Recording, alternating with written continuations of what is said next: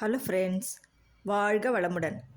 இன்றைக்கி நம்ம கிச்சனில் பார்க்க போகிறது சுவையான ஸ்டஃப்டு பீஸ் பராட்டா. நார்மல் சப்பாத்தியை விட இந்த ஸ்டஃப்டு சப்பாத்தி அப்படின்னா எல்லாருக்குமே ரொம்ப பிடிக்கும், எஸ்பெஷலி பசங்களுக்கு. வாங்க இந்த சப்பாத்தியை எப்படி சாஃப்டாகவும் டேஸ்டியாகவும் பண்ணுறதுன்னு பார்க்கலாம்.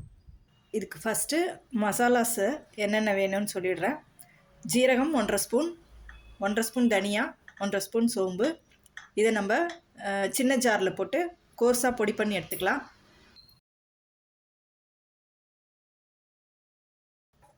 இந்த அளவுக்கு கோர்ஸாக இருந்தால் போதும். இது ஒரு கைப்பிடி அளவு கொத்தமல்லி எடுத்திருக்கேன். கொஞ்சம் தண்டோடு தான் போட்டிருக்கேன், தண்டு இலசாக இருக்கிறதுனால நம்ம அரைக்க தானே போகிறோம், அதனால். அதுக்கப்புறம் 2 பச்சை மிளகாய் பொடியாக நறுக்கியிருக்கேன். இஞ்சி துருவல், உங்களுக்கு தேவையான அளவு பட்டாணி. இது எல்லாத்தையுமே நம்ம ஒரு கோர்ஸாக கிரைண்ட் பண்ணிக்கணும்.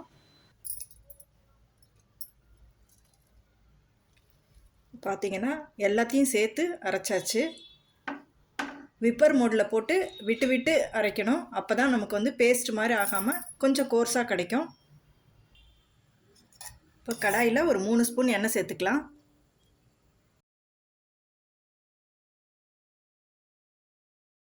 இப்போ எண்ணெய் சூடானோடனே ஒரு பெரிய வெங்காயம் நல்லா ஃபைனாக சாப் பண்ணி வச்சுருக்கேன், அதை சேர்க்குறேன். வெங்காயத்தை எவ்வளோ பொடியாக நறுக்கிக்கிறீங்களோ அவ்வளோ நல்லது. அப்போ தான் நம்ம சப்பாத்தியை தேய்க்கும் போது ஈஸியாக இருக்கும்.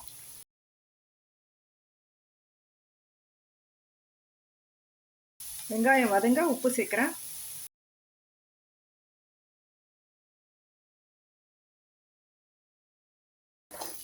இப்போ வெங்காயம் நல்லா வதங்கியாச்சு. நம்ம அரைச்சி வச்ச பட்டாணி விழுதை சேர்த்துடலாம்.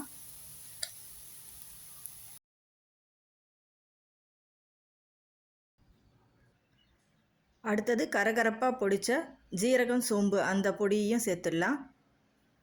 அடுத்தது மஞ்சப்பொடி, உங்கள் காரத்துக்கு தகுந்த மாதிரி மிளகாய் பொடி. நான் ஒரு 1.5 ஸ்பூன் அளவு சேர்க்குறேன். 2 ஸ்பூன் அளவு தனியா பொடி சேர்த்துருக்கேன். 1/2 spoon garam masala, 1/2 spoon amchur powder, அப்புறம் காஞ்ச வெந்தயக்கீரை, அதாவது கசூரி மேத்தின்னு சொல்லுவாங்களே அது கொஞ்சம். இது எல்லாத்தையும் சேர்த்து நல்லா கலந்துக்கலாம். இந்த டிஷ்ஷுக்கு தேவையான சால்ட்டையும் சேர்த்துடலாம். ஒரு 2-3 நிமிஷங்கள் இதெல்லாம் கலந்து அடுப்பில் இருக்கட்டும். அது மசாலாஸோட பச்சை வாசனை எல்லாம் போகணும். நம்ம எப்பையும் சப்பாத்தி மாவு பண்ணுவோம்ல, அதே மாதிரி சப்பாத்தி மாவு பிசைஞ்சு வச்சுருக்கேன். அதை ஒரு கொழுக்கட்டைக்கு கிண்ணம் பண்ணுற மாதிரி கிண்ணம் பண்ணிவிட்டு இந்த ஸ்டஃபிங்கை அதுக்குள்ளே வச்சு கேப் இல்லாமல் கரெக்டாக க்ளோஸ் பண்ணணும். இந்த ஸ்டஃபிங்கை நம்ம செஞ்ச உடனேயே சுட சுட உள்ளே வச்சா பிரேக் ஆகிடும். அதனால் அதை கொஞ்சம் நேரம் ஆற வச்சுட்டு அதுக்கப்புறம் நம்ம உள்ளே ஸ்டஃப் பண்ணோம்னா நமக்கு சப்பாத்தி தேய்க்கும் போது வெளியில் வராமல் நல்லா கரெக்டாக இருக்கும். ஸ்டஃபிங்கை உள்ளே வச்சுட்டு அதுக்கப்புறம் நல்லா கையில் நல்லா தட்டி விடணும். அதை ஃப்ளாட்டாக தட்டினா தான் நமக்கு உள்ளே இருக்கிற ஸ்டஃபிங்கு எல்லா இடத்துலையும் ஈவனாக ஸ்ப்ரெட் ஆகும்.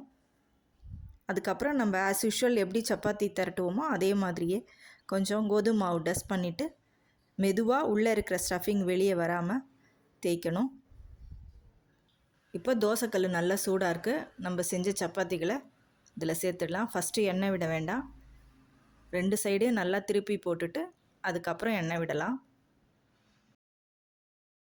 2 பக்கமும் நல்லா திருப்பி போட்டு வேக விட்டு எடுத்துக்கலாம்.